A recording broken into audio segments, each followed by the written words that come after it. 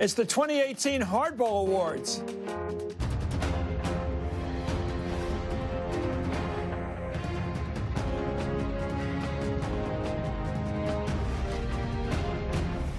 Good evening. I'm Chris Matthews in Washington, and tonight we're celebrating the good, the bad, and the infamous of the past year with the Hardball Awards. And over the next hour, we'll celebrate the people, the moments, and, of course, the tweets that define 2018, including the award for the most inglorious exit from Trump world this year, the best concession speech, the Trumpiest thing said by someone not named Trump, and the big award of the night, the oddest moment of the year in Trump world. Well, a panel of experts, that's the Hardball producers, picked the winners, and the results were tabulated by the accounting firm of Urbanski, Zelliger, and Clancy. No one else knows the results.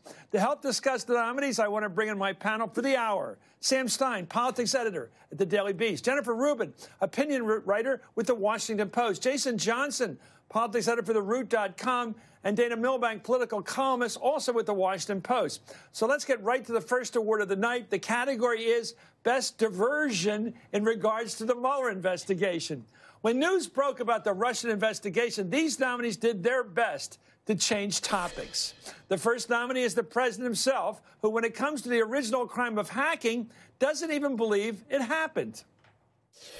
All I can do is ask the question. My people came to me, Dan Coates came to me, and some others. They said they think it's Russia. I have President Putin. He just said it's not Russia. I will say this. I don't see any reason why it would be. Well, the next nominee is President Trump's lawyer, Rudy Giuliani, who made this mind-bending comment about the nature of truth. When you tell me that, you know, he should testify because he's going to tell the truth and he shouldn't worry, well, that's so silly because it's somebody's version of the truth, not the truth. He didn't have a conversation Truth is about... truth. I don't mean to go like... No, it isn't truth. Truth isn't truth. The President of the United States says, I didn't... Truth isn't truth. Mr. Mayor, do you realize what... No. This is going to become a bad meme. Well, the third nominee is Donald Trump again. Trump claimed that he didn't know the guy he hired for Attorney General, even though he hired him after seeing his audition on Fox News. I don't know Matt Whitaker. Matt Whitaker worked for Jeff Sessions, but I didn't know Matt Whitaker. I don't know Matt Whitaker. Now, in all fairness to Matt Whitaker, who, again, I didn't know. Matt Whitaker is a highly respected man, but I didn't know Matt Whitaker. Well, the topic is diversion. How easily do you bounce off the topic du jour and just start talking about something? Jason, you go at this. News isn't news. Truth isn't truth. That is the best diversion of all. It's the classic R&B line. Are you going to believe your own eyes or your own lying eyes or what I tell you, right? If you can convince people that what they see in front of them is not true, it's the best diversion of all. Dana. You know, I want to give high points to Trump for level of difficulty. That remark was made in Helsinki when the whole world knew he wasn't telling the truth there. But still, I think just in terms of the study of epistemology, I think we really have to respect the scholarly accomplishments of the former mayor. What's to say about television, Sam, that you can actually on tape, videotape running in front of, knowing this is for posterity, just start rambling off and knowing that they got to put you on anyway, no matter what it says, no matter how unrelated it is, they're still going to play the tape. Well, I'm hesitant to answer that being on TV, but I would say that television is fleeting and there's always tomorrow, right? Jennifer? You know, I think Rudy wins it just because of the effect it had on poor our colleague Chuck Todd, who reduced him to absolute, collapse. It showed he was listening. Yes, it did. It really did, because he heard absurdity in real time. Exactly. It's the kind of answer you can only dream of getting on a talk show. Okay, and the award, based upon the secret decisions of our producers. I'm so nervous. Ready? The best diversion on Mueller. Rudy Giuliani. Yes. There we go. And Chuck reacted brilliantly to it first. Rudy Giuliani, truth isn't true. Our next honor is the Trump Award for Bravery, at least as defined by Donald Trump. And with so many investigations, President Trump likes to share an encouraging word of support for those willing to stand up against the rule of law. Got it? Well, the first nomination is this tweet from President Trump about Roger Stone, currently under scrutiny by Mueller for his ties to WikiLeaks. Trump wrote, "I will never testify against Trump. This statement was recently made by Roger Stone, essentially stating that he will not be forced by a rogue and out-of-control prosecutor to make up lies and stories about President Trump. Nice to know that some people still have guts. The second nomination is this tweet from President Trump, again, after Paul Manafort was found guilty of financial crimes. I feel very badly for Paul Manafort and his wonderful family. Justice took a 12-year-old tax case, among other things, applied tremendous pressure on him, and unlike Michael Cohen, he refused to make up stories in order to get a deal. Such respect for a brave man. And finally, there was this bite from President Trump, who, remind yourself, fired General Michael Flynn because of his lies. Let's watch him. I feel badly for General Flynn. He's lost his house. He's lost his life. And some people say he lied, and some people say he didn't lie. I mean, really, it turned out maybe he didn't lie. Maybe he didn't lie. That's his endorsement, Dana.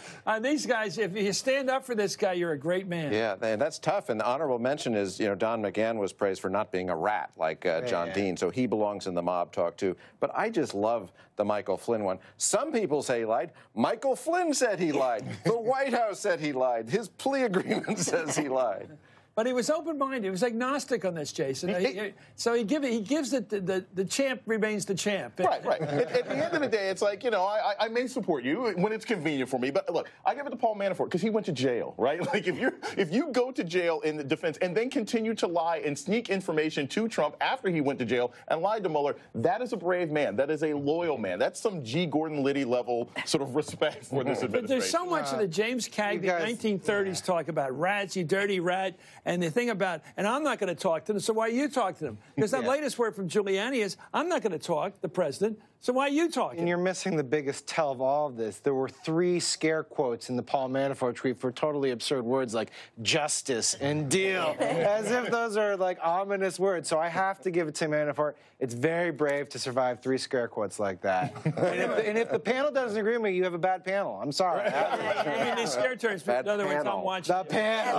I'm watching you. I'm going to give it to Flynn because the man almost wrecked, and perhaps he has wrecked, a plea deal by taking exactly Trump's position, which is maybe I lied, maybe I didn't lie, maybe I was entrapped, and the judge came down on him like a ton of bricks. So he gets extra points for actually trying to play the Trump line in court when his own freedom was at issue. I think Emmett Sullivan and Trump have different versions of bravery, but the award goes to, for bravery, Trump's idea of it, Paul Manafort. Yes. Oh, there we go. Yes. Anyway, everybody here seems to know these. Anyway, up next, our next award is for the president's best late-night tweet.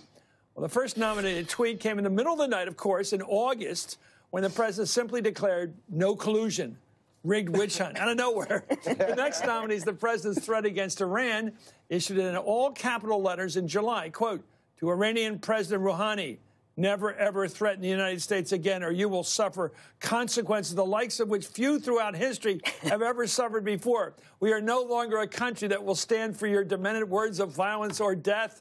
Be cautious. That sounds very Middle Eastern, doesn't it? The third nominated tweet came from the president last January after Michael Wolff released his explosive book, Fire and Fury. Trump took aim at the author, as well as his former top strategist, saying, Michael Wolff is a total loser who made up stories in order to sell the really boring and untruthful book. He used sloppy Steve Bannon, who cried when he got fired and begged for his job. Now sloppy Steve has been dumped like a dog by almost everyone. Too bad. I mean, Dana, I'm sorry. We talk mob talk here.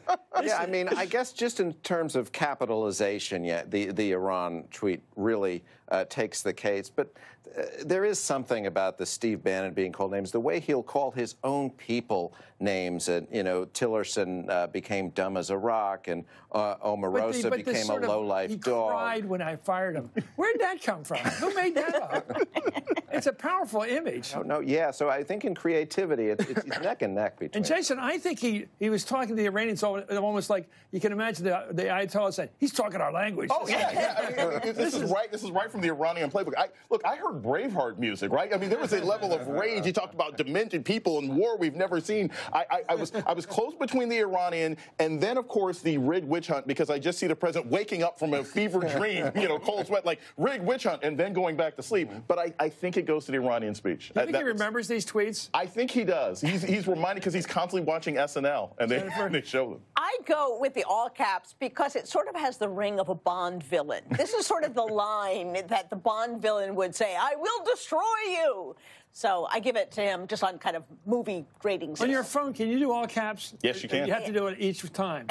One of these days, he's going to learn how to use emojis, and then it's over. My gosh. Once Trump figures out emojis. So wait, the category is best late night tweet. Well, I just can't give that to something that could cause like a geopolitical calamity. So I'm not going to go with the Iranian one, and I think the rigged witch hunt one is sort of like a play it out a little bit, not original. So in that sense, I have to go with the Steve Bannon one.